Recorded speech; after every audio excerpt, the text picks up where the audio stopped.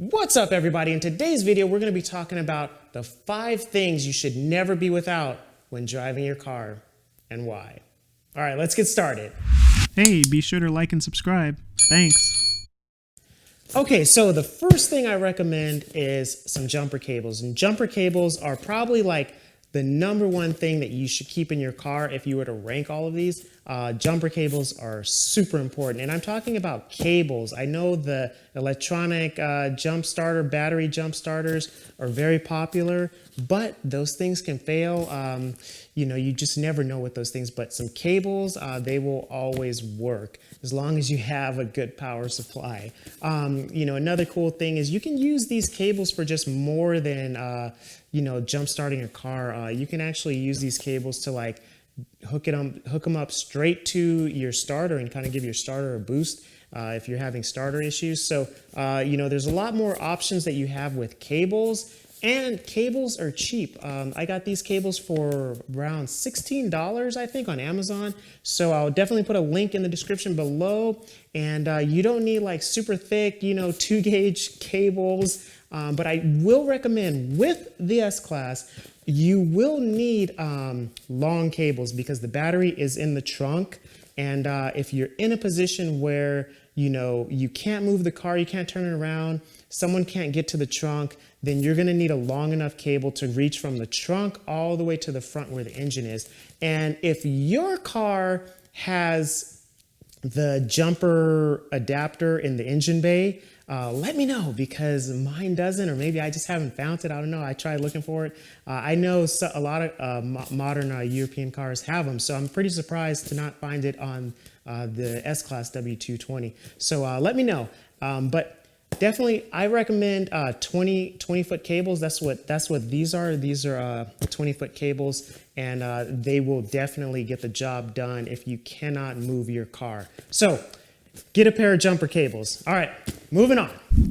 #2, a window punch. And what a window punch will do is it will break a window. It'll shatter a window. So if you're ever trapped in your car, you got an accident, your doors won't open, you're sinking in water, the car's filling up with water, you need to get out, and you need to get out fast. Then you want to have a window punch in your car. So what you would do is, instead of trying to break a window with your fist, you'll use the window punch. You'll just bring it back like this and then let it go like that. And so what you would do is you would just hold it up against the window like this, bring it back, and then use that to break the window.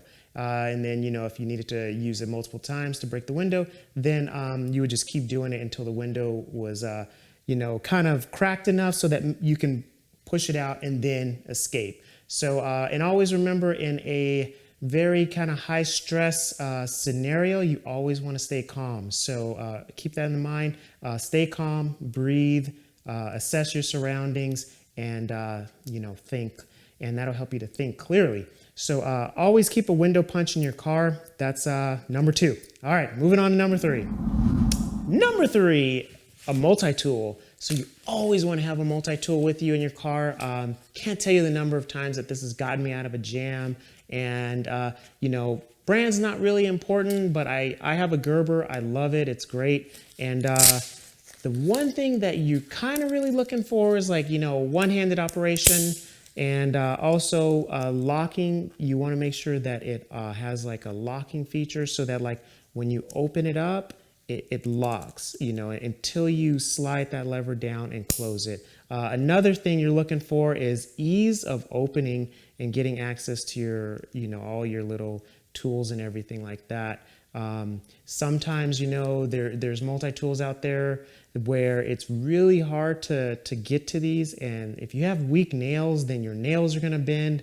So that's one cool thing that you want to have with your multi-tool is the ease of use, locking features, and also a wide variety of tools. So, you have a saw, you have a Phillips screwdriver, can opener, and then you can just go ahead and close those. And then on the other side, you kind of have like a knife, flathead, just a lot of different things, files. So make sure that when you get your multi-tool, it fits your needs, but always, you know, kind of make sure that it comes with needle nose pliers.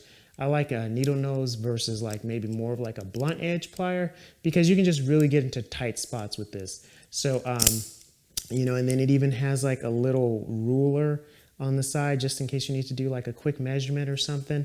So a multi-tool, highly recommended, and you should definitely keep one in your car. All right, moving on. Number 4, hand sanitizer.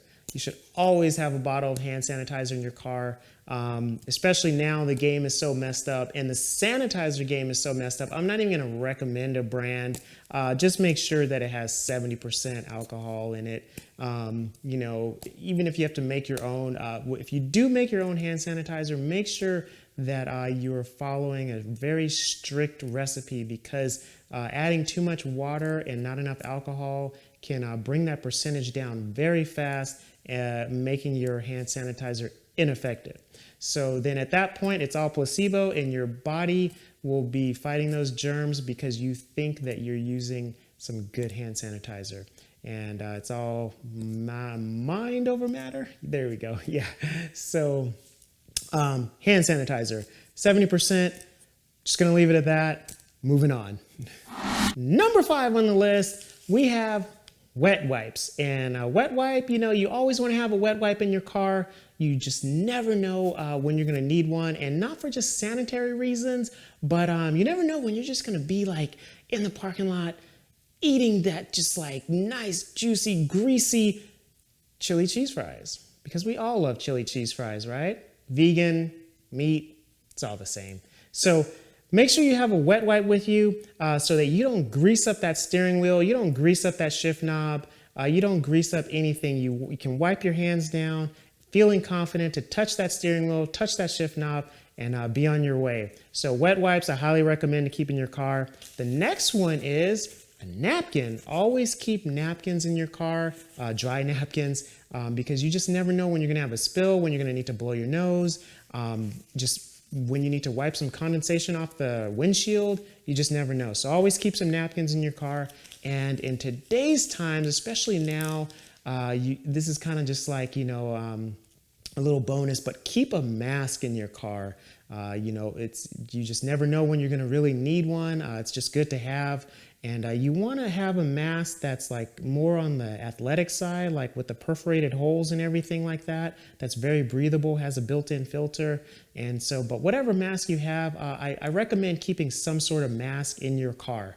So, you know, I kind of grouped these 3 things into one number 5 category. So yeah, with all that said, you know, now you can drive confidently knowing that you can get out of a lot of jams, and you know, it just makes your driving experience that much better. So with all that said, I hope you really enjoyed this video. Thanks for sticking around to the end, and be sure to like and subscribe. Until the next time, see you guys later.